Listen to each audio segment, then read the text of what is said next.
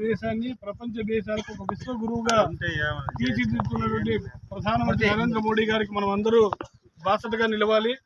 ఈరోజు కేంద్రంలో ఏ విధంగా మూడవసారి అధికారంలోకి వచ్చామో రాబోయే దినాల్లో ఆంధ్ర రాష్ట్రంలో కూడా సొంతంగా భారతీయ జనతా పార్టీలోకి అధికారంలోకి రావాలి.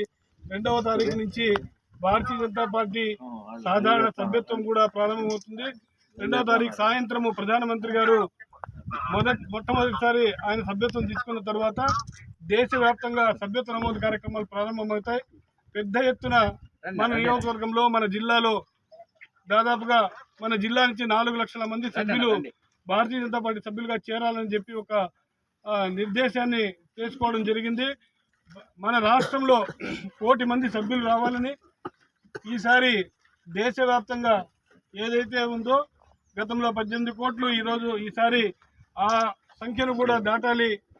ఇక ప్రపంచంలో కూడా ఎవరికీ లేనటువంటి అంతమంది సభ్యుల అభిమానం కలిగినటువంటి భారతీయ జనతా పార్టీ ఉండాలని చెప్పి ఆకాంక్షిస్తూ ఇక్కడ ఉన్నటువంటి యువత ఇంకా ఉత్సాహంగా మనం కూడా ప్రజల్లోకి వెళ్ళి యువకులను అందరినీ ఎంకరేజ్ చేస్తూ ఇక్కడ జరుగుతున్నటువంటి అభివృద్ధిని వాళ్ళకి తెలియజేస్తూ పార్టీ అభివృద్ధి మీరందరూ కృషి చేయాలని చెప్పి ఆకాంక్షిస్తూ సెలవు తీసుకుంటున్నాం.